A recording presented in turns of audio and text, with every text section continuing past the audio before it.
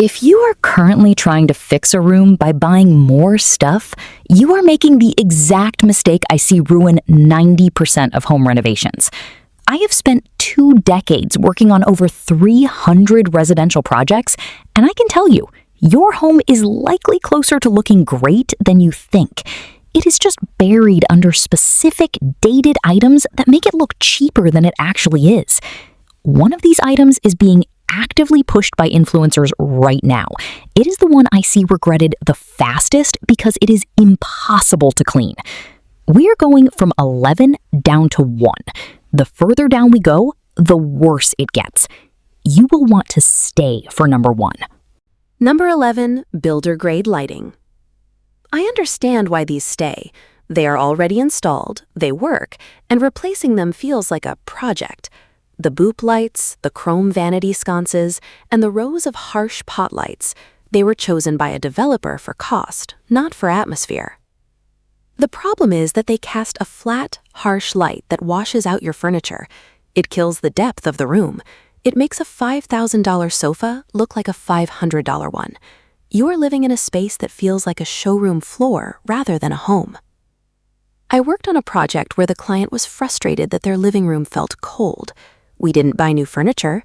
We swapped the center fixture for a linen shaded pendant and added 2 floor lamps.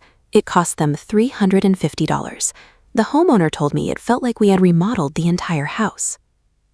The fix: if you own your home, swap that main fixture. If you rent, add 2 lamps to every room so you never have to turn on the big light. A quality linen or fabric shade lamp, look for one with a high-quality dimmable LED bulb, costs between $80 and $150 and creates instant warmth. Number 10, cheap faux plants. We all want that organic life in our home, especially if we have pets. You see a plastic plant for $20 and you think, it looks green enough. But here is the failure. Cheap plastic plants have a sheen that reflects light in a way nature never does. The leaves are too uniform, and the stems are perfectly straight. It screams temporary. I had a client who spent $500 on a collection of plastic plants that ended up looking like a waiting room. We donated them and replaced them with 2 high-quality dried branch arrangements. It cost half the price and made the room feel architectural instead of plastic. The fix? If it looks obviously fake, have nothing there instead. Go for dried florals or high-end faux stems that have texture and natural irregularity. Number 9, synthetic home fragrance. We have all been in that house. You walk in and you are hit by a wall of ocean breeze that gives you an instant headache. It is the equivalent of wearing an entire bottle of cologne to a dinner party. The problem? You have developed nose blindness, so you keep adding more plugins and sprays. Your guests, however, are walking into a cocktail of competing synthetic chemicals. It makes the house feel like it is trying to hide something. A fragrance expert once told me, scents are meant to be discovered, not announced. The fix is to stop the sprays. Pick one high-quality natural wax candle or a single reed diffuser. Open your windows for 15 minutes a day. Fresh air is the foundation. The scent is just the finishing touch. Number 8, short, thin curtains. We're getting into the ones that cost real money now. When curtains stop 3 inches above the floor, they visually cut your walls in half. It makes your ceilings look lower and your room look like a cheap rental. The problem is the measurement. Most people buy the standard 210 centimeter curtains because that is what is on the shelf. But your ceiling is likely higher. You are paying for fabric that makes your home look smaller. I worked on a flat where the owner had spent $200 on curtains that hung awkwardly. We spent an extra $100 on longer panels and moved the rod 15 centimeters higher. The room looked like a different property. The fix: mount your rod 10 to 15 centimeters below the ceiling, not just above the frame. Extend it 20 centimeters past the window on each side. If the curtains don't reach the floor, they aren't finished. Hem them or size up. Number 7, The cushion graveyard. You scroll through Instagram, you see the bed covered in 12 pillows, and you think it looks cozy. The problem? In reality, you only have 2 or 3. The rest are just obstacles. When every cushion is identical, the room looks flat. It is a sign that the design wasn't considered. It was bought as a set. The fix? Limit it to 3 or 4. Mix the textures, velvet, linen, wool, but keep the color palette cohesive. If your cushions look saggy, buy down alternative inserts that are one size larger than the cover. A plump $20 insert makes a $100 cover look designer.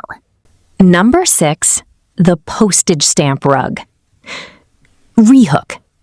Number 1 on this list isn't a product. It's a decision most people make before they even start decorating. Stay with me. When a rug is too small, it makes your furniture look like it is drifting away on a tiny island.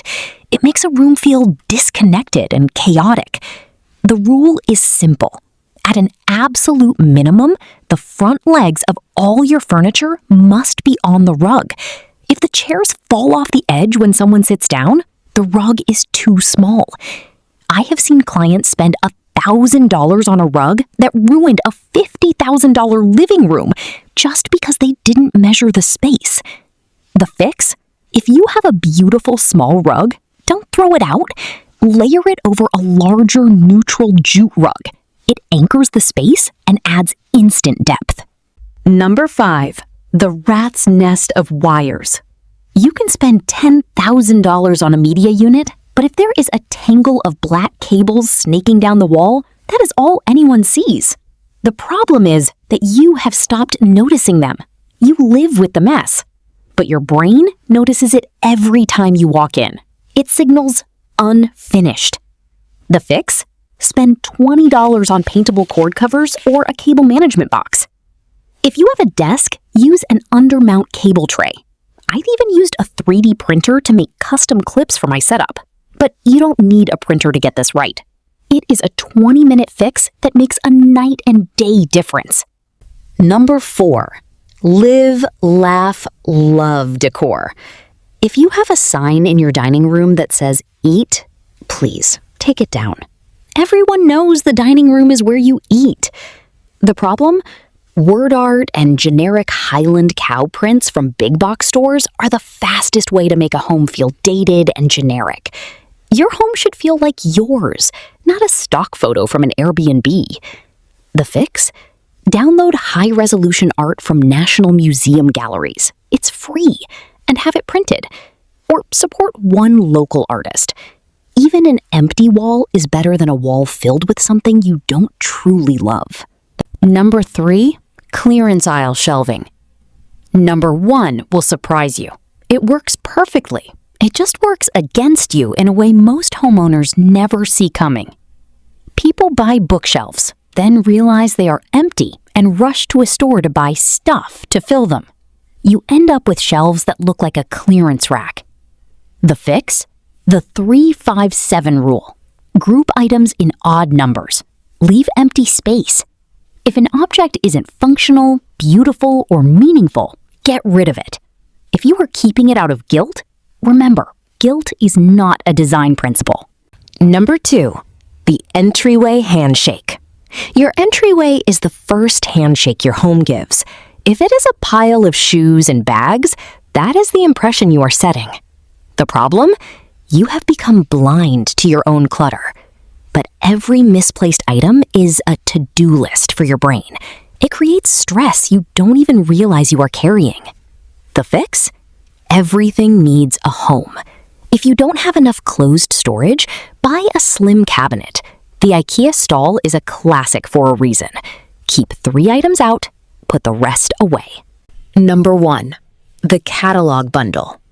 You go to a store, you see the bed, the nightstands, and the dresser all in the same matching wood. It is easy, it is done, and it is a mistake. The problem? A matching suite is the hallmark of a home that was bought in a single transaction, not collected over time. It lacks soul. It lacks the mix that makes a home feel expensive. I worked with a client who had spent $8,000 on a matching bedroom suite. It was functional, but it was soul-crushing. We sold the dresser, took the loss, and replaced it with a vintage piece. The room instantly felt like it belonged to a person, not a department store. The fix: keep the bed, but change the side tables. Pick one material, like brass or oak, and repeat it throughout the room to create cohesion. But let the silhouettes be different. That is how you get depth. If you've got some of these already, don't panic. Most are fixable. Some are cheap to sort. Some just mean making a smarter call on the next decision, rather than trying to undo the last one. The homes that hold up are built around how you actually live, not around what looked good in a showroom, not around what the contractor suggested because it was easiest, and not around a trend that felt fresh for 18 months and dated itself by year 3. Which of these 11 do you have in your home right now, and which one are you tackling first? Drop it in the comments. I read every single one. If you want to keep making design decisions that hold up, instead of ones you'll regret in 3 years, subscribe. There's a lot more of this coming. Thanks for watching. I'll see you in the next one.